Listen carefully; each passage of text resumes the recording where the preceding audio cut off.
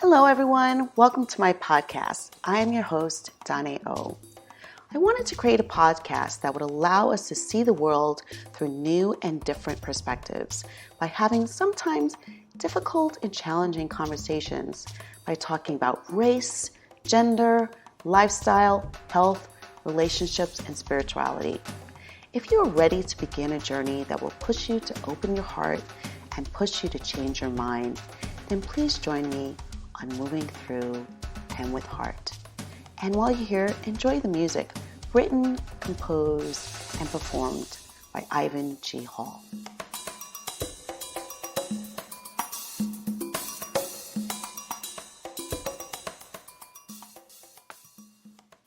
Hello, everyone. I am Adhd, and my pronouns are she, her.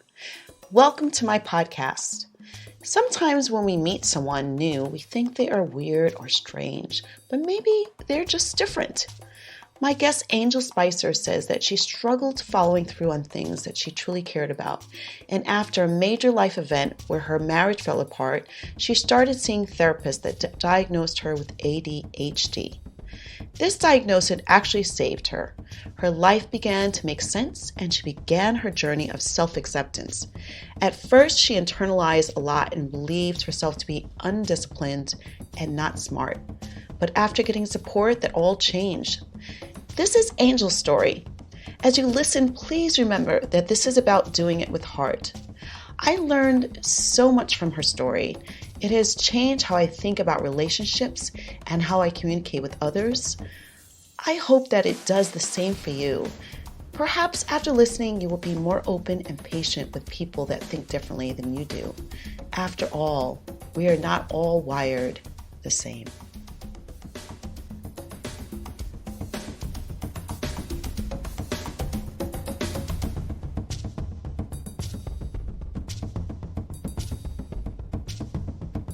So Angel, thank you so much for joining me and agreeing to be on this podcast to discuss neurodivergence. I thought you could first share a little bit about who you are and why you agreed to do this. Yeah, thank you again for making time for me.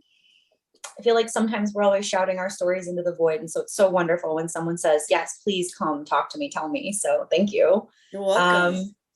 So my name's Angel. My pronouns are she, her. And I am a lately diagnosed woman on the spectrum. I'm autistic, and I have ADHD. And this is something that is very close to me because I experienced it in my family as well. I come from an entirely neurodivergent family. My siblings are autistic and have ADHD, and my parents are also neurodivergent. I also come from a mixed family in terms of race and ethnicity. My father's family is from Hawaii. We're all brown Filipino people, and my mother is Mexican. So it's an interesting blend of cultures that I come from. And I think it's also not something that we typically associate when we think of people who have autism or other forms of neurodivergence. That is not the picture that comes to mind for a lot of folks when you conjure up sort of an imagining of what a person who lives with those conditions is like. So yeah, it's really important to me to be visible because of that combination of things, and for the sake of other folks like me who probably don't see themselves represented anywhere, or who struggle to have self-understanding because they feel like some things may not apply to them, Yeah, it's just really important to be open about that kind of stuff. Yeah. Can you walk me through for people that might be listening, what is neurodivergence? And you mentioned also how you may not be the picture of what neurodivergence is, because I don't know what that picture is myself. So could you explain those two things for me, please? Sure. So when we talk about neurodivergence and neurodiversity, I want to focus on the word diversity. It really just means difference in our neurotypes. Different brains is what I think of. When we say different, though, that's usually because of the contrast with people who are what we refer to as neurotypical, the typical way of learning, thinking, expressing ourselves, typical brains. Neurodivergence can include conditions like autism, ADHD, but it also includes things like OCD, obsessive compulsive disorders, PTSD, right? Traumatic stress disorders, folks who are schizophrenic, bipolar. All of these also are medicalized, pathologized terms that we describe these experiences with. But you don't have to have been diagnosed, by a doctor to come to understand yourself as being neurodivergent. I think a common thread that a lot of people with different brains experience is just that inside feeling of being different. But because it's inside you, it's not the color of your skin, your facial features, right? Maybe the language you speak. It's not outside apparent immediately sometimes. We sometimes internalize it and begin to have like negative narratives and thoughts about ourselves. And when you first sort of identify your condition, unfortunately, there is still stigma against talking about mental health, like challenges that come up with our mental health. And folks who have these conditions, whether diagnosed or otherwise, there's often a lot of like negative associations with being potentially disabled, right? That can cause a lot of like internal conflict and pain. And for me, it's really important to not just be, I think of like myself as like a lighthouse, right? For other brown, Asian, Latinx girls who might have different brains, but to also kind of neutralize the language around this. We're not diseased, we're not dysfunctional, we are not deficient, but we are different. And also too, I just want to emphasize again that divergence, neurodivergence, being divergent from what is typical is not anything to like, I guess, feel it's not anything to feel ashamed about. I just want for folks who experience, this world differently, who feel like maybe it wasn't built for them, to not have to feel like there's anything wrong or broken with them. And neurotypical people are part of that diversity, right? This includes all of our different brains. So yeah. It's just another form of recognizing people's differences. Nice. And what do you mean by when you say that you're not your typical as far as appearance? What does neurodivergent normally look like to people? So there isn't really a way to see that on someone's face, right? There are sometimes visible, evident physical traits on a person who experiences different conditions, but that doesn't mean that will apply all the way across the board. In my own life, like I flew under the radar until I was an adult and began to struggle in ways that were unmanageable. No teacher ever recognized that I was autistic. My parents didn't, despite the fact that I had autistic siblings. No guidance counselor, no supervisor, nobody in any of the formal institutions that I found myself in recognized this about me, because I can communicate, I can express myself reasonably well. I am not evidently, right, physically impaired in any ways. There are not any visible differences about me and my body, the way I move, the way I talk, that someone would have noticed. You think? There actually are. And I've learned what those are in the years since. But because they didn't fit into what people assume someone with these kinds of conditions should look or act like, no one noticed it about me. And the stereotype for autism and ADHD, especially in the United States at least, is of the young white hyperactive boy, or the young white boy who has learning, communication, like social difficulties and deficiencies. And in pop culture, we think of like Sheldon from Big Bang Theory. We think of like Sherlock. We think of like, I don't know if you remember the detective monk, Tony Shalhoub, who had like OCD. Yep. We think of these like, brilliant kind of mathematical, technically savvy white men, but that doesn't recognize people like me. And it doesn't recognize all of the neurodivergent folks who never had help or support, who then end up incarcerated, right? They end up in the wrong side of the interaction with police. They fail out of school. They aren't supported in their jobs because no one looks at them and sees them for who they are, to even be able to help themselves, and potentially wouldn't value it even if they did see it. So when I talk about these things, it's really for people anywhere in the neurodivergent experience, but especially people of color, and folks like me who experience a blend of like all of these different kinds of identities too that impact how their neurodivergence expresses itself. Yeah, because white men, you're right. When I think about that, we've always seen brilliant white men. And then there was that show Bones, where that doctor, the female white woman. She was the same character, but a white woman. Right. So it's like this brilliance, if it expresses itself in a way of brilliance, we find a way to be okay with it. But there are other forms of neurodivergence that may not express itself in that type of brilliance. Like, you know, I've known some neurodivergent people that may not look you in the eye. They'll may not seem as affectionate or social. I mean, these are some of the cues, right? And then we honestly right away label them, there's something wrong with them because they're not as social or not used to being with people or not comfortable being around people. And we look down upon them versus, or they have a hard time focusing. We give negative connotation versus understanding that they're just different. And that doesn't mean that they don't have anything to contribute. They still have something to contribute. We just have to stop, pause, and take a moment and see what can their contribution be. Is that correct?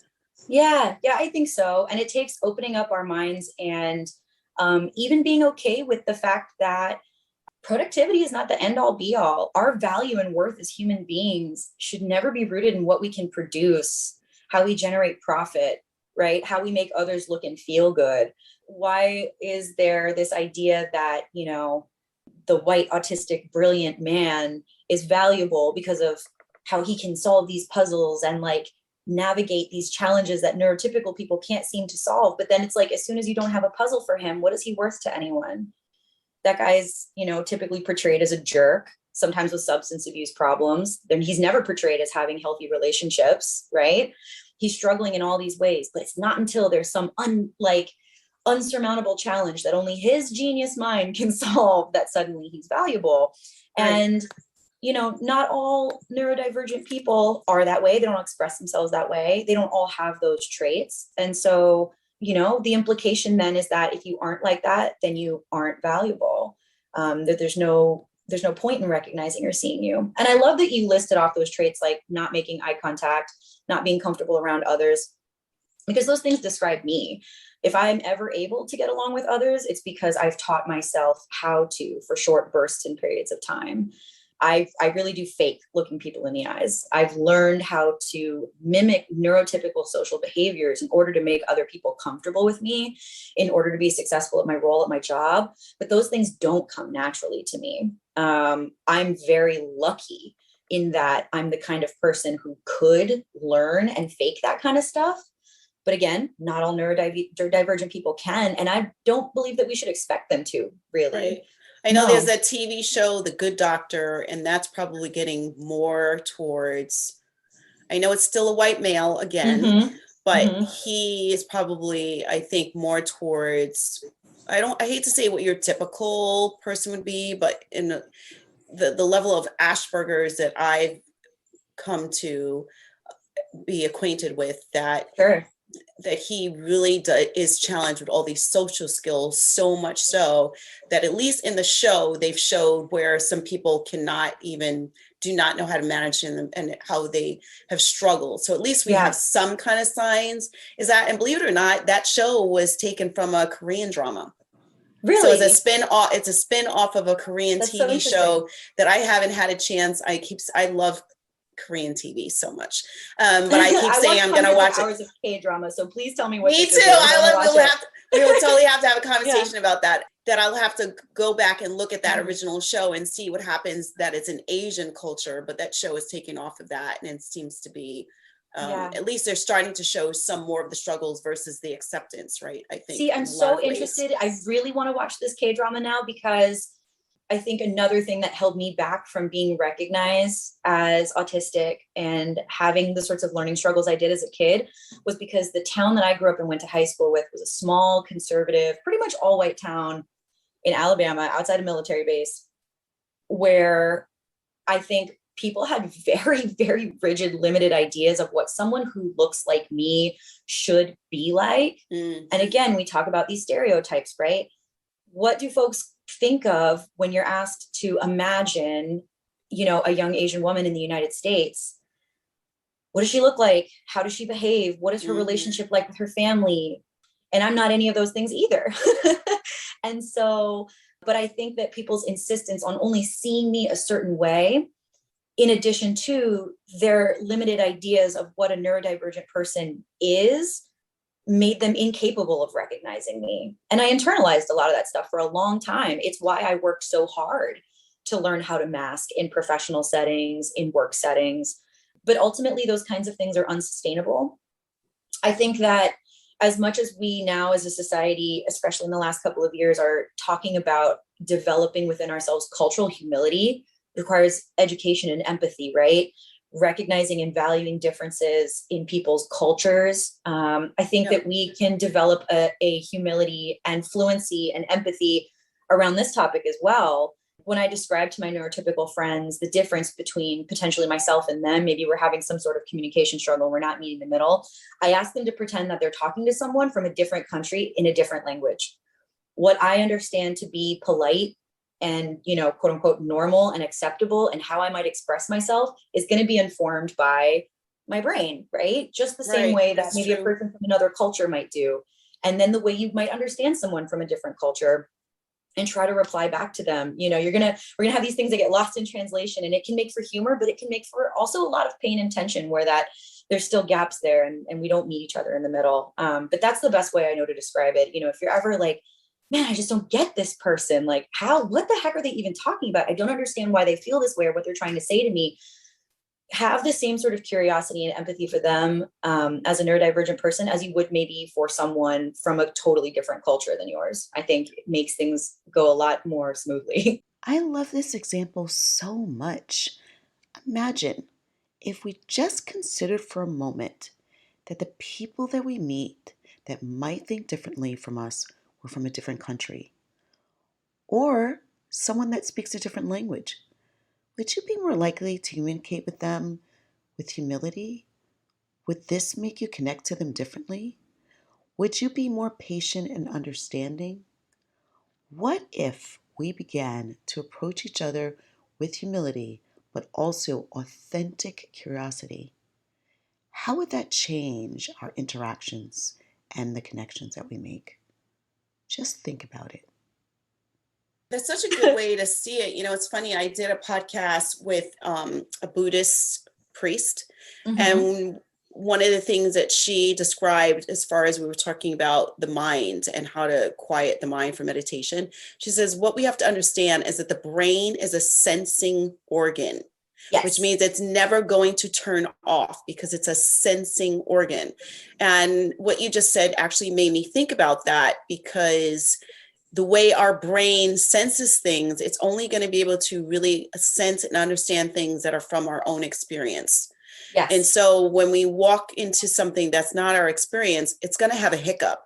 Because it's like, what if the most it's going to number one do is try to revert back and connect what it's seeing to something that it's seen before. And if there's nothing in the file cabinet, then it doesn't know what to do with what it's seeing, or it may not even see it at all. Like you said, they may not see you or recognize it because it has nothing to relate it to. Yes. And so until it can find something to relate it to, it doesn't know how to function. Yeah. And so I could see it just, that it's so interesting and amazing to me. If we just take a pause for a moment and just think about how big that is. That if we are functioning in the world with something that is a sensing organ, what does it do when it can't sense what it sees?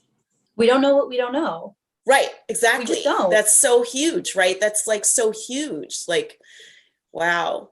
Yeah. So tell me, how did you discover? You said you didn't know you were neurodivergent, even though you grew up in a neurodivergent family. You did not know you were neurodivergent until you were an adult. My mid to late 20s. Yeah. How did you discover that? What happened? I wish it had been under better circumstances. But frankly, I had a marriage fall apart and I was struggling at work. I was struggling in my friendships, and I was at a loss because all of the tools up until that point in my life that I had developed to, I thought, help me thrive, but were really just helping me cope, stopped working. I had no more useful tools in my toolbox. And so I started looking left and right and thinking to myself, like, well, something else has got to give, because I'm doing my best and this isn't working. Why am I still struggling? Why am I still having these meltdowns? Why can't I just go to a party with my friends and have a good time? Why is it that I get accused of rigid thinking sometimes that to me is absolutely logical, but is clearly very hurtful to others? Like, I just kept coming up against these walls where it was made evident to me that the thing that was, wrong was myself. Is it because you weren't connecting emotionally? Is it because you were not connecting emotionally in ways that your average person was expecting you to connect emotionally? I was certainly attempting to connect, but I don't know if the people I was trying to connect with could recognize it. Okay. And I also didn't have the self-awareness to understand why that wasn't working. Right. Okay. And so it wasn't until I got into therapy and started, undergoing some very expensive analysis with a psychiatrist that all of these things from when I was a kid started to come up. And when we were children, that's the last time, before you take on the stresses and pressures of being an adult, that you really were like yourself purely without any limits or caps on you. Right. And I remember, as far back as I have awareness, always feeling different from other people around me. But not from your family members. But not from my family members. Okay. I felt like as much as there was conflict in the family, we always sort of got each other. And when I would leave the house, I felt like an alien on another planet. You grew up in Alabama. So I'm going to just play devil's advocate for a minute. Because you are an Asian woman. Yeah. Half Asian, half Latinx, and grew up in Alabama. I mean, that's already, if I grew up in Alabama with my parents, I think I would feel like a oddball too. Yes. Yeah. And how is it that different than, why would it make you think that it was something that your brain was different versus just being from another culture? Sure. Up in, you know what I mean? I love that you're asking this question, because this is directly related to the folks that I'm hoping see me when I talk about this. For so much of my life, I thought that the conflict between myself and others was related to my culture and my ethnicity, and the fact that I grew up surrounded by white folks who had no context for understanding who I was, right? Right. And for a long time, I had a lot of bitterness about that. I became closed off, and I struggled to make and keep some kinds of friends. Like, it was just rough. But the added layer of this being something different about my brain came about after I had gotten to a point in my life where, frankly, I had adapted, and this is just a different form of masking that people of culture and people of color in this country have to do all the time, where you speak a different way at work, you talk a different way around code switching. You're code switching, right? You're not with your people, so you put on this sort of like artificial version of yourself that, at the end of the day, is meant to mitigate harm. It's supposed to help us get along and participate in a system that doesn't acknowledge and value us. And we do it for a reason. It's a survival tactic. I thought that's what I was doing. But eventually, even that stopped working for me. And it was unearthing, masking I was doing in a different way. It wasn't just the cultural masking. It was also, this neurodivergent masking, which is why I take it back to, just pretend that you're talking to someone from a different culture, because. Well, different country. Or a different country, yes. Right, that doesn't speak English the same way, right. Yes, because even that level of masking wasn't helping me get by. It stopped working. And I was like, there's just got to be something else to this. And then as I started to learn more about, my siblings' experiences, I started to learn more about what autism actually looks like, what ADHD actually looks like. I started immersing myself with other neurodivergent people, predominantly in my social life. I was able to look back on life experiences I'd had in a totally different way and go, oh my God, this absolutely makes sense now. For the first time in my life, pieces started to click together to make sense of a timeline of what I felt like was just conflict and struggle that I never really had answers or resolution to. And now I look back and I kind of have to grieve those things, right? The things that I'll never have the chance to kind of go back and revisit or sort out or whatever. But at least now in my mind, it makes total sense why, at least on my end of things, I experienced things a certain way, or why I felt compelled to try to express or communicate, certain ideas in a certain way. And also help me give grace to people who didn't understand me and forgive them a little bit, because they didn't know either. They were ignorant also. So yeah. And then, ton of medical debt later. And I have this awareness of myself. So. Wow, that's an incredible story. So you said that you were able to recondition yourself so that you could have better relationships. Tell me about that, because that just seems like such a hard thing. Most people think they can't move past things, and they seek a lot of help, but mostly we really think we can't recondition ourselves to be in certain environments. And I think that particularly people that fall on the spectrum of Asperger's and being autistic, we a lot of times think that they'll never be able to have successful relationships, or they cannot be in social situations. I always thought, when my daughter was growing up, we carpooled with some kids that were had Asperger's, and I truly believe that it was okay for them to be who they are. At the same time, there had to be some kind of conditioning to help them be in the world with other people so they could be accepted.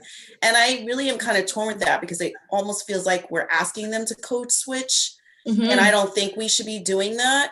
But I think it's just like, but if you think of it in context of, you're going to, let's say, a work event, that you're going to put on your networking hat or have to put on your manager hat or leadership hat in order to show up amongst these people, is the same sort of thing. It's like, how could they learn how to follow certain social cues in order to be in the world? I always thought that they could at least be taught that, even if they didn't understand it. Do you know what I mean? Yeah, no, I do understand. For me, the very first thing I had to do before I even could start to consciously work on that for myself was to ask the question, why neurotypicality is the standard? Why is it? And where does that come from? Why is it that a certain way of communicating and behaving is the default standard, right? It's informed by white supremacy, like so many other things. I have to tell you, I cannot believe that every time I have these conversations and I do this podcast, it is never my intention, to start talking about race. Somehow it always comes up in all of my interviews. It's like, wow. Yeah. And I think I try not to, I try to be resilient in the face of some white folks' exasperation when that happens over and over again. And I can have a sense of humor about it now, where you want to get to the root cause of some struggles and conflicts. And it's the same villain every time you pull back the curtain, and there he is, white supremacy, every single time. But anyway, it shapes so much of how the world works and functions. The patriarchy, white supremacy, it literally has laid the foundation on how we move through the world. And I think now we're just waking up, realizing that there's so many different ways to move. We do not need to follow that same rule anymore, right? And the beautiful thing is, I think the world, I know that there's so many things that need to change, but I think that there's doors opening up that's saying that it's okay for us to start, or we're insisting that we can start moving through the world a little bit differently, right? And there's spaces being created for that, so much more now than they used to be. So I think that, hopefully we'll begin to see that start to shift a little bit, Yeah, and we're making that space by having conversations like this, right? Correct. So I pulled back the curtain. I saw good old white supremacy again, and I went, it's you again. All right. And then once I recognized that, I was able to decide that it would be a conscious choice on my part in the future, whether or not I was ever going to adapt myself for certain environments or people. And, that is based on whether or not I have to, right? Sometimes at my job, I've just got to. How much control do I have over my environment? And sometimes I don't. I don't enjoy being in certain kinds of social situations, so I just don't go. I think there's a lot of social pressure sometimes to participate in certain ways, But once I got to a point where I was really comfortable with myself and I could just say, is this really integral to building or maintaining my friendships? This thing that I'm being asked to go to? Not really. Am I just going to feel sick and miserable by putting myself through it? Yeah. All right, cool. Well, I'm not going then. And it was as simple as that.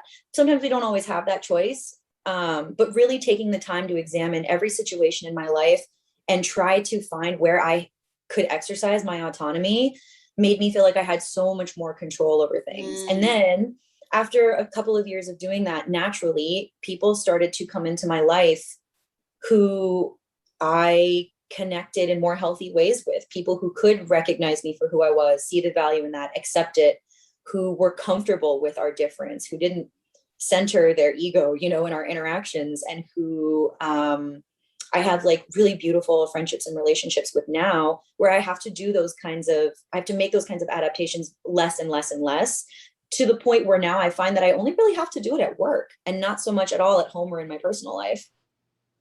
In exploring the things that Angel actually loved to do, she was able to bring new people into her life that matched her interests, could relate to her, and accept her for who she truly is. This is a great demonstration of how we can change our lives to become more fulfilling. If only we all had the courage to take a chance to just start doing the things that we love to do and go in search of what I call our tribe, how much more rewarding life would be. Maybe we would then stop chasing all of the things outside of ourselves and begin focusing on what really matters. That's awesome. But I'm very fortunate in that, I recognize. Yeah. So it sounds to me like, I think this is a big deal, what you just said, because it sounds to me like what you started to do is to go discover the things that you enjoy doing and you wanted to do, and you started doing those things and stopped doing social interactions that you did not enjoy. And so as you started to explore more and more of what you did enjoy, you begin creating those relationships and meeting people that were more accepting and that like to do the things that you did, so that you don't need to consistently put yourself in situations that made you miserable. Yeah. Really. That's awesome. I love that.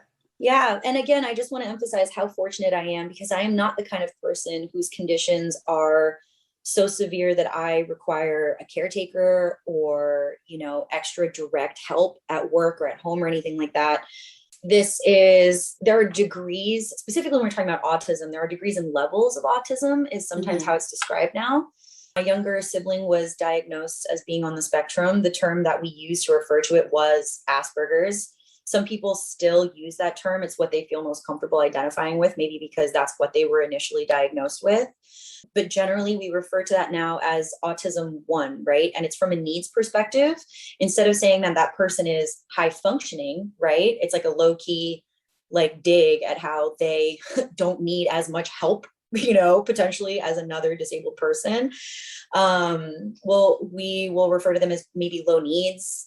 Asperger's refers to, this is really gross and uncomfortable. He's a Nazi eugenicist who worked on identifying and eliminating autistic children during the Third Reich for Hitler. That's where the name Asperger's came from. Yes. Oh, that's horrifying. He was a Nazi doctor. Yeah. And not everybody knows that history. It's becoming more commonly known now. And this is not to, I guess, get down on how anybody chooses to identify. Again, at some point in your life, that's the language that you're given to describe yourself, right? So for anybody who continues to want to use that word for themselves, that's their choice. But for anybody else listening that this may not apply to, I just want to make you all aware of that language and how some people do really find it uncomfortable, and that there are more neutral, considerate terms to use when we're describing these experiences and conditions, I guess. But yeah, that's a really uncomfortable term for some people. Anyway. We should not use the term Asperger's when referring to someone. The stereotypes and negative connotations of high functioning or low functioning is awful and degrading. I too have used these terms when speaking about someone, and I am now completely appalled. Angel made me see how degrading it is. And how dare we decide who is high functioning or low functioning? What does that really mean anyway? Whose standards should we measure someone's functioning by? A Nazi eugenicist? Oh my God. How disgusting. If you could only have seen my face after learning that fact. Again, this is white supremacy showing up and conditioning us not to accept others, separate us, and make some groups of people better than others. You could say, like, I would have been one of those kids if I'd been recognized earlier. I would have been diagnosed with Asperger's syndrome or Autism 1. I'm somebody who is very low needs, does not require direct assistance or help with a lot of my life. But that also then means that the ways I do struggle tend to go unseen. I'm not autistic enough for people to look at me and go, oh yeah, she's definitely autistic, right? But I'm also not typical enough to get along in most environments and with most groups of people, just in general situations. So let's talk about that for a second, because I think that this is really interesting because one, I think people need to understand that not everyone is going to share that they have any type of neurodivergence. And neurodivergence can be ADD, ADHD. We talked about it earlier, how many different diagnoses fall underneath neurodivergence. But so some people will offer that information and some people won't. But I think we have to, as a society, begin to become more conscious. I think as a society, we have to be conscious that there are so many stigmas attached to different neurodivergent labels that people will not share because they're afraid. What are some things that we can look for that may signal to us that somebody may be neurodivergent, even if they don't want to share, that may let us know? And then we can also talk about how we can begin to maybe accommodate that. But what are some things that we can look for that might tell us? Well, again, going back to my own experience, and we're talking about autism, there is that saying, if you've met one person with autism, you've met one person with autism. There are a lot of, portrayals in pop culture of what that might look like. But I would encourage everybody listening to not take that as your standard of informing what you might look for in neurodivergent people. I think this is like such a broad spectrum of experiences. There really is no one way to like look and identify somebody who might be neurodivergent of any kind. But I think like a good place to start is to have an attitude of openness and curiosity and humility. So a great example of an interaction like this is at my job. I had a coworker interacting with a client who was demonstrating some unusual behavior, right? And it's a lot of the things that you just listed off, Danae. It was a lack of eye contact. This person was speaking in sort of a monotone way. They had kind of a turned in body language. And I recognized immediately what was happening with this person because they felt like my sibling. Like I knew that person almost, They also were wearing, it's like a stim jewelry. It's a piece of like a safe toy to chew on. They were wearing around their neck, and I recognized what that was too. It was in the shape of like a Lego, but I knew what it was. Sometimes when we are doing these like repetitive self-stimulating behaviors, it can involve like nail chewing and things like that. And it's safer to chew on something like that than it might be to chew at your own skin or your hair or a shirt or something. And so I recognized all these things about this person, and the interaction went fine. But when the client left, my coworker came to me and said, man, that person was so weird, right? They were like totally weird. What do they teach kids these days? Like she couldn't even look me in the eyes. And I asked them to pause and I go, hey, like, why did that feel weird to you? Did that person say anything malicious or unkind to you? Were they hurtful to you? And this person said, no, none of those things. I said, okay, well, you clearly had some sort of like adverse response and you're feeling a type of way about how they behaved. Like, what was going on? And I just got really curious with them first about their response to this person and how they were behaving. And then I just had to kind of gently and compassionately inform them, well, cool, you were dealing with an autistic guest who didn't need to tell you that, there was no real reason for her to disclose that, but here are all these things that you didn't recognize. And I can't really expect that you would have recognized in that situation because you didn't know. The problem is not in the ignorance. The problem is in how we respond to new things when we encounter them, how we treat people when they are different from how we are like used to seeing, or when they behave in a way that we're not exactly comfortable with. And realizing that sometimes that discomfort is not because we are potentially unsafe or anything like that in a situation, but because that is like an internal defensive response to something new that we're encountering that we don't understand. And I think if you can adopt just generally an attitude of curiosity and humility, it's okay to not know things, to encounter stuff where you maybe don't recognize what's going on. Because that attitude will ensure that that can, remain a learning experience, but then also it just feels respectful for everybody involved. I think we're also afraid. I think when we're faced with people that are different, right away, I think because we are based on animal behavior, it's to run, right? Like attack or run. I think that animal brain automatically goes into that place because it's like, I don't know what this is. This may not be safe. And so we go into a protective mode and we kind of shut down. I think that faced with someone or something that's different than we've ever experienced before, it can be very challenging for us to remain open. I think we have to learn how to just take a pause and do a self check-in and evaluate, why am I feeling this way? And what can I do differently in this moment?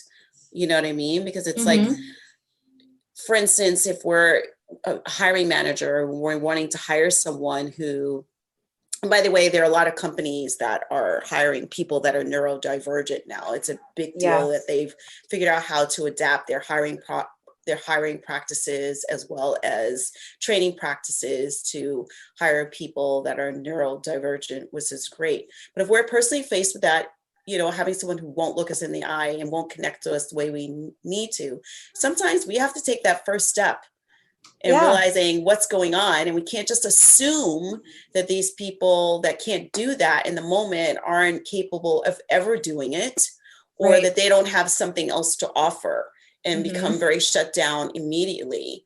But I think that that coworker of yours, there could have been some fear there. And right away, we want to talk about our fear because it's our way of also getting it out of our bodies, right? We have to start talking about it and sharing right away because we're so uncomfortable and we can't stay still with that discomfort. So we have to get it out. Yeah. So we start talking about it. And when we start talking about it, we're not conscious of how we're talking about it. But you getting conscious probably also, you getting curious rather, probably also made her a bit embarrassed going, oh, well, now I'm not being kind to another person. It's like, all these things are happening in that moment. It's a bit of an emotional moment as well. I would hope though that the way I handled it with them means that one, they are going to take a breath and decenter themselves in a situation like that in the future. But I'm glad also that I had the kind of relationship with them that they trusted me to hear that from me and not react with like further defensiveness to what I was saying.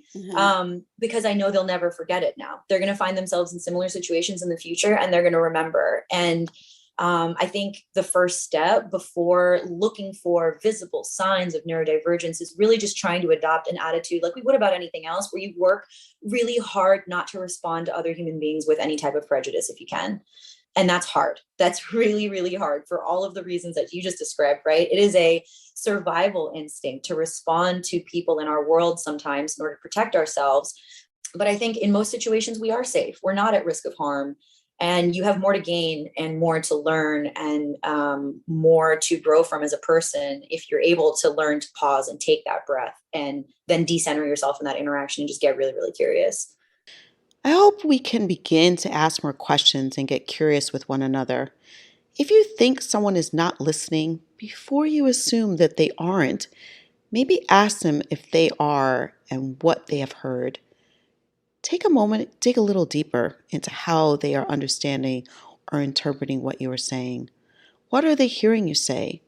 From here, we can begin to create better relationships with more meaning and a deeper understanding for one another.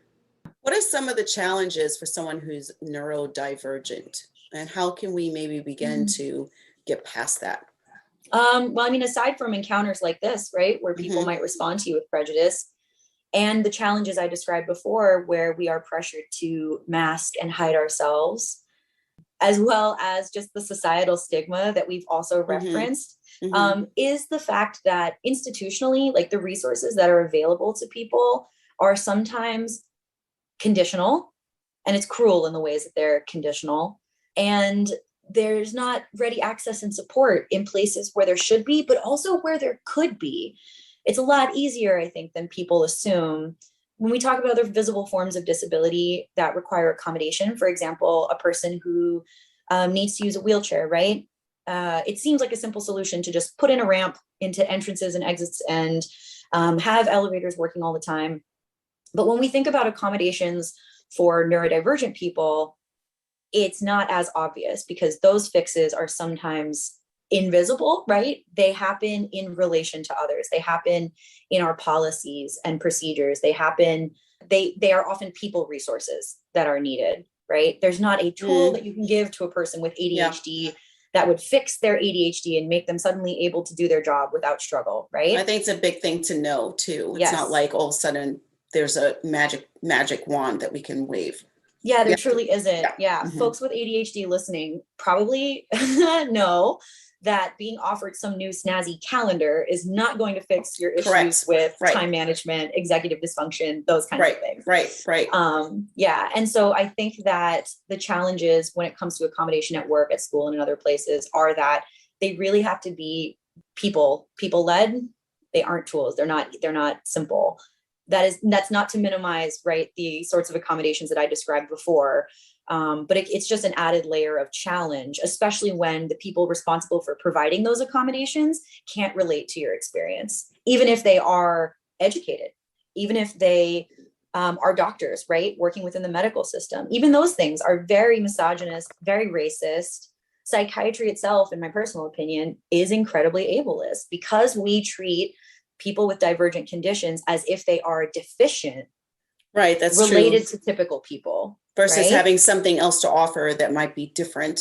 Right. Is the way a person experiencing this world truly a problem if it's not causing themselves or anyone else harm? Right. You know, like where's the true heart in that, right? Like how are we heart centered if we're going to approach someone with there's something wrong with you because now you're neurodivergent versus no, you're just different. I remember I remember one year I hired someone who was autistic for the holiday season. And one of the things, and she was so lovely. I mean, I actually hired her 2 years in a row. And one of the things I think having really clear communication is extremely helpful. I asked her upfront, okay, so tell me what it is that you need from me. What are do you have triggers? Like we really had this conversation. Are there things that I need? Question. Yeah. I wish that was normal for us to ask that of each other. Yeah. I asked her, do you have triggers and how will I know? Will it be something that you can share with me or is there something that I need to look for? Yeah. And is there anything that I need to do to accommodate her? And she was not somebody who looked at you in the eye. She was someone who just spoke when she felt like speaking, I love this person already. Yeah, very highly intelligent. And she also had a little bit of physical disability, like one of her arms or hands didn't open up the same way. But we were able to have a really good conversation about what she needed and how. And I was able to, at that time, because I had so many more staff during that type of year, we were able to accommodate her and make it work. And it actually was great. She ended up running my registers at that time, mostly. That's what she did because she needed more of a contained type of area. But I thought it worked great. And we actually brought her back the following year. And she was just so lovely. She did sometimes when she took break disappear because she had in her mind of something that she wanted to do, but didn't tell anybody else. So I was like, where is she right now? It's been like 30 minutes. Where did she go? Somebody needs to go find her. And it's kind of interesting. So this is just a really great story about how we assume. So I was calling her on the phone saying, you've been gone a really long time. Where are you? And she goes, well, I'm at Starbucks. I'm like, okay, you don't have time to stand on the Starbucks line. You have to get back. But do you know what she was doing at Starbucks, standing online?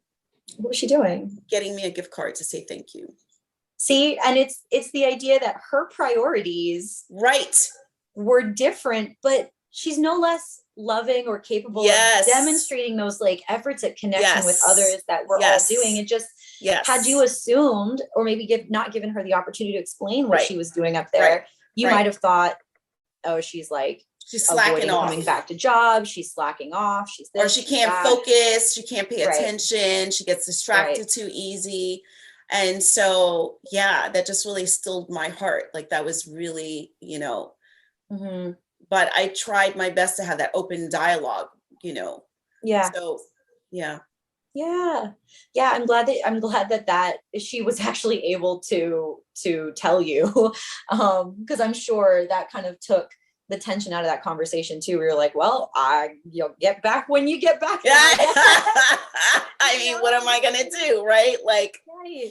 what am I gonna do at that time? So it was really awesome. So I've been doing a little bit of my own research, and there is a website called the Employee Assistance and Rescue Network on Disability Inclusion.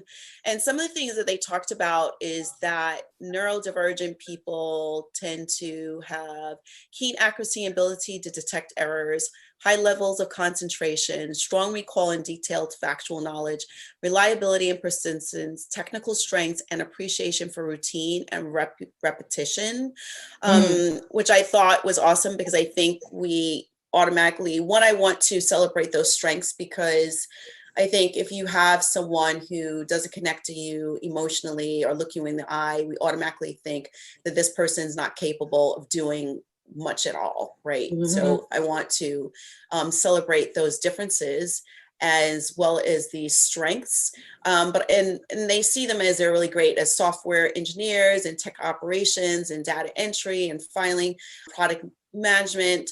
But I also want to say that we should not assume that even though companies are recognizing this and really changing their policies and procedures and the way they do things to hire people with this type of skill set, I also want to recognize that not all neurodivergent people are the same and may all have this type of skill set. Yeah, they may share some of those strengths. But even, again, going back to everybody being individuals, it's going to express itself differently. We talk about autism being a spectrum, right, of severity. And I think a lot of people maybe picture something linear, a point at which, maybe like me, I would be traditionally understood as close to this end, where the way I experience my autism does not limit me in ways that like keep me from holding down a job, for example, versus folks on this end of the spectrum who are potentially nonverbal, right? They use alternative methods of communication. Maybe they need daily assisted help in their lives at home. But I think of the spectrum more as being like a stat web. I don't know if you play video games or if anybody listening plays video games, but so you'll sometimes have like a web of many different traits and characteristics of a person, right? Your charisma, your dexterity, your intelligence, your wisdom. Any like tabletop board game nerds out there will know what I'm talking about. And the spectrum, if we're thinking of it in terms of that web, means that you will express yourself more heavily and less intensely in certain parts of those webs, of that web that goes out in all different directions, not just in one linear line, right? And so for me, I am incredibly emotional. I think that most neurodivergent people are deeply empathetic people because of our experiences, but also because of how we feel and experience our emotions. We're also very creative. We tend to be big picture seers.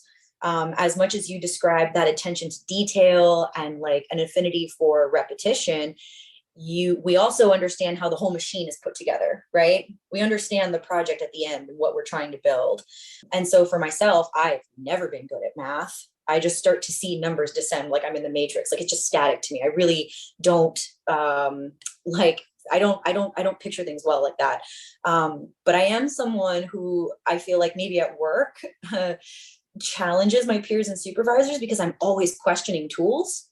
I think neurodivergent people are dynamic culture shifters, right? We think in ways that typical folks just don't. And that moves our culture in art as well as in science in really cool ways. When we talk about like autistic people specifically, there's this stereotype that folks on the spectrum are not empathetic. And I don't think that's true. Like I just said, we're deeply empathetic. It's just harder for us to recognize how others are feeling maybe or what they're experiencing and to connect with them.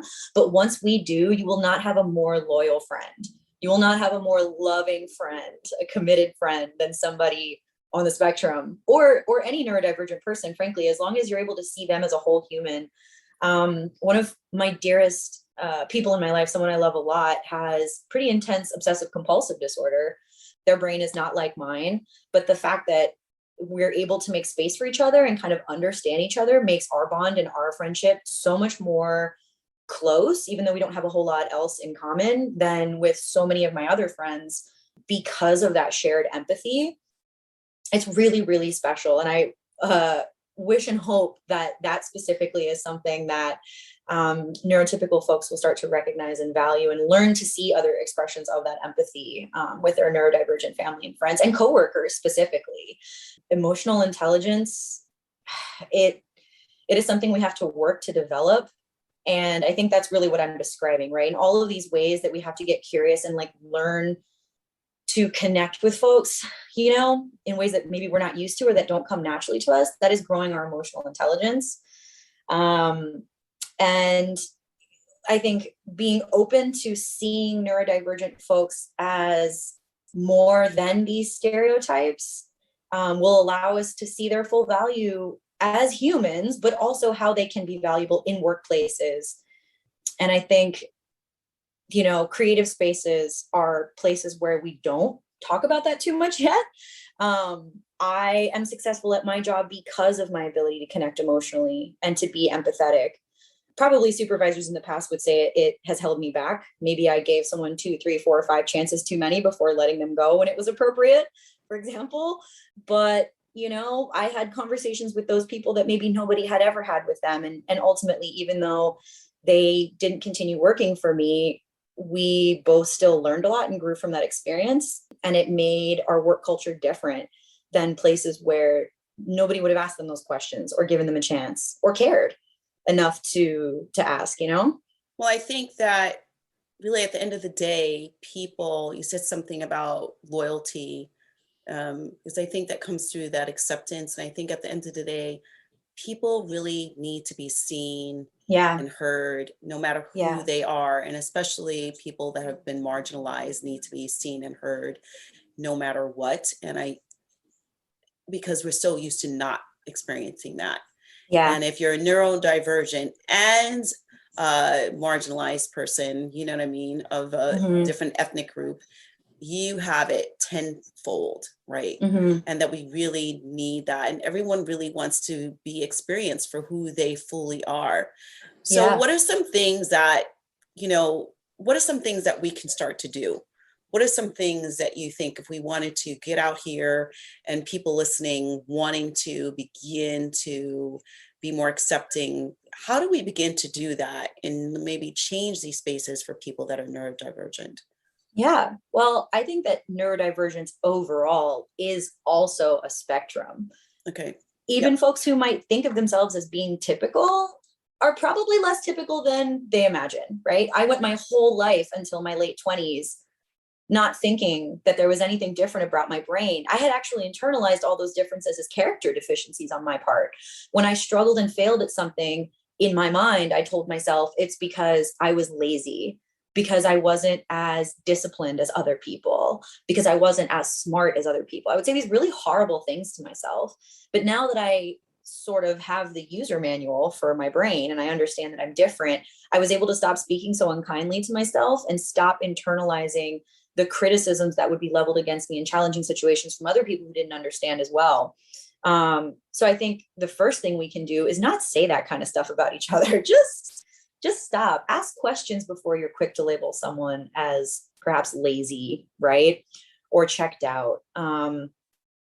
Those sort of moralizing statements that we make and generalizations about each other's character can be really harmful if it's not really backed up by like a demonstrated pattern of behavior. Like someone who's going to be a jerk to you probably is a jerk overall, right?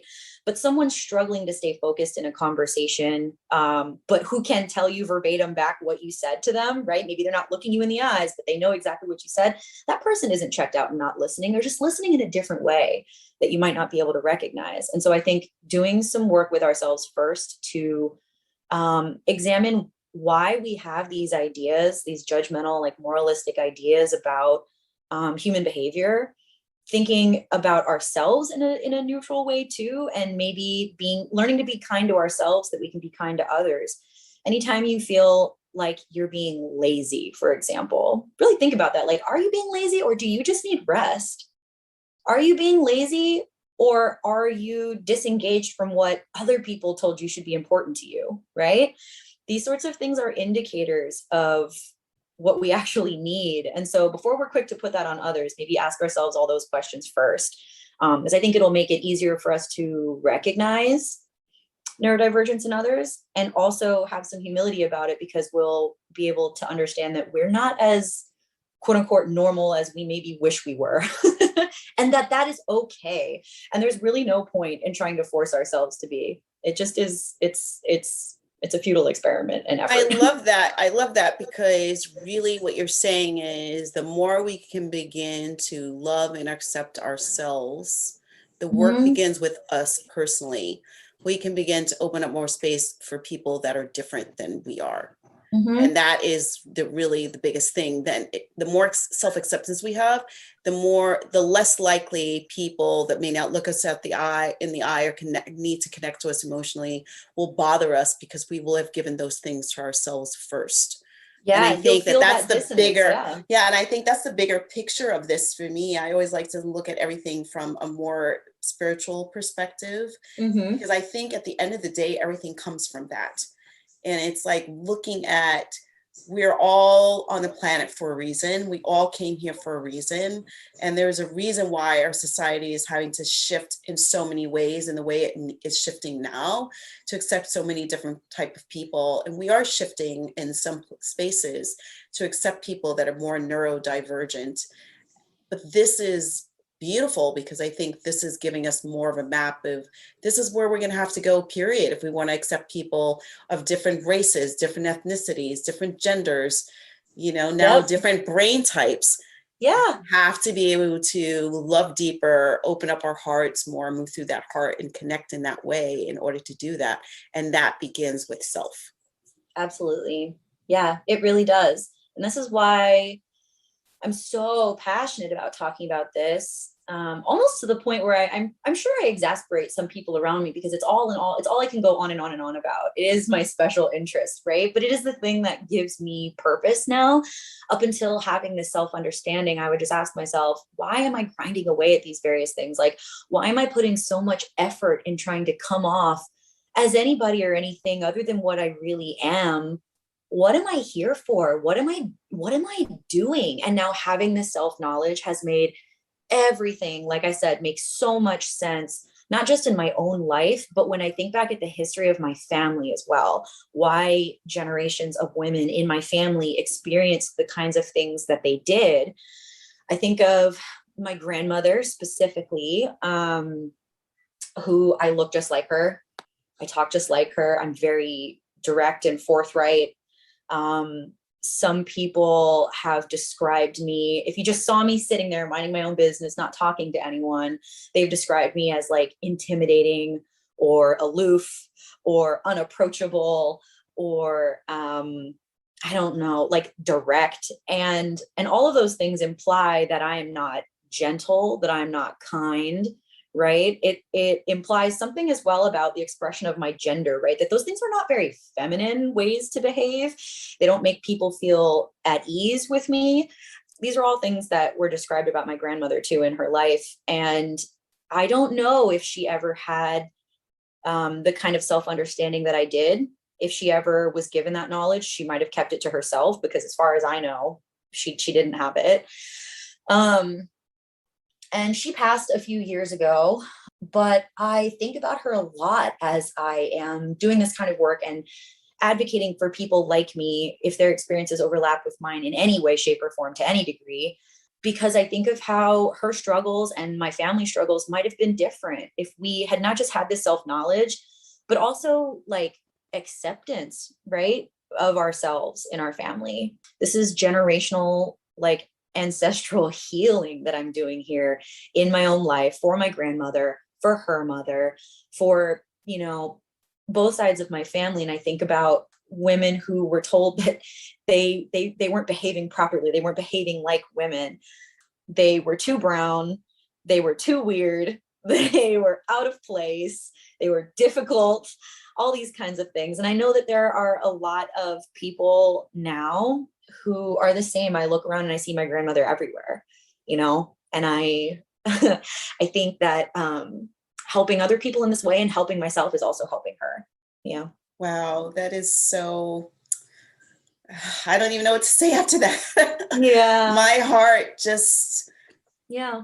I think that is just beautiful. Thank you for sharing that. It's healing generations and ancestral trauma and families. I think we don't really sometimes think of our purpose. Quite often, we don't think of our purpose as that. Mm-hmm. When we're walking on the planet, we don't see the correlation, but we really are here as representatives of all the people that came before us, that started paving the way so that we can walk upon this earth. And we don't see it as deep as that. And sometimes it really is for us to change the bad pattern of behavior or change the environment around us so the people that come after us have a way and can create a better world, right? It's not about holding on to what we used to be or what our family was. It's about how can we be more and be better, and how can we create more love? Yeah. And that's super powerful. That's super amazing. Thank you for sharing that story. Yeah. Thank you so much. I'm here to be the help and the love and the guidance for teenage me who needed that and didn't have it, right? Young brown girls who look like me, who were told that they don't fit, the diagnostic manual checkbox list of what we think these conditions should look like, and who are given no help and no understanding and no acceptance, and who are maybe struggling and internalizing a lot of messages that are very harmful to how they're trying to live their life. Yeah. That's like my ultimate goal. So and I know that it's possible. So I think all the time people talk about this, like it's so difficult and it's so hard. And yes, it is. But I think it has to be approached with an optimism too, and a curiosity and a resilience that I think the adverse experiences that I've had in my life sort of like Olympic style trained me to be able to take on.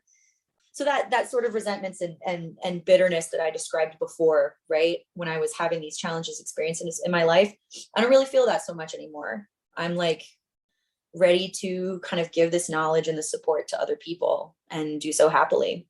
Yeah. That's awesome. Well, this has been a really fantastic conversation. Thank you. Yeah. Thank you, Donay. I love you. Thanks for chatting with me about this. Oh, you're welcome. So before we end, I would love to know, is there anything that you would like to share that we maybe should know that we didn't get a chance to touch upon? Yeah. I hope that if listening to this conversation inspired anybody to do their own learning, that they pursue that learning anywhere they can find it.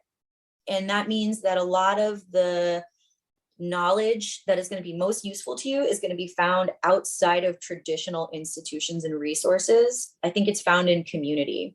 So one great thing that I always recommend to folks is like go on the internet and find where there are communities of people who share these various conditions and experiences, whether it be autism or ADHD or OCD, right? And quietly and humbly observe their conversations and listen to their experiences. Please don't insert yourself, unless you're invited, but just quietly observe and listen, because you are going to learn so much more from them than you will from a medical book, than you will from what a doctor has to say. I don't know if that's like a spicy opinion or not, but yeah, just be open to the idea that you're going to find so much learning in places that you maybe wouldn't expect, and that's okay. Because these formal institutions that like to, hold on and gatekeep knowledge, they are biased. They don't always exist to best serve the people that we're talking about here. And I think neurodivergent people are always the best folks to speak on their own experiences and to tell you about what they need and how they feel and what their lives are like. So go to them first, and be open to whatever you might learn. You might learn a lot about yourself. So, well, that's what life is all about, right? Really, at the end of the day, we don't realize that life is all about self. Mm-hmm. It really is. Every experience, every relationship we've ever had really is about self, not necessarily be about the other person, even though we love and connect to those people. But really, it's about our personal growth, right? Yeah. Thank you so much, Angel. Oh my God, I just love this conversation so much. And thank you so much for being vulnerable and open and being willing to share so deeply about your own experience, and putting yourself out there to help other people. So I really value that. And thank you so much. Thank you, Danae. You know how much I love and respect you. And I just think you're the best. So thank you for talking with me today. You're welcome. Well, it's another great conversation. I hope that you all really enjoyed it. I know that I really did. Maybe we aren't as atypical as we think we are. Angel's story is a story of acceptance, graciousness, and how we can begin to get curious about each other.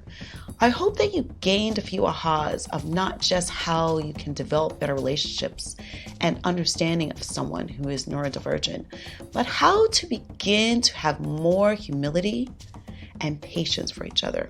So many of us do not fit in a box, but we spend so much time trying to. In some ways, society has become so linear. Let's begin to enjoy all of the bends and the kinks in the road and learn how to be together.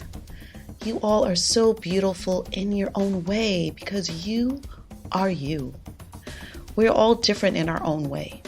Be you, love you, and find a way to move through the world with heart.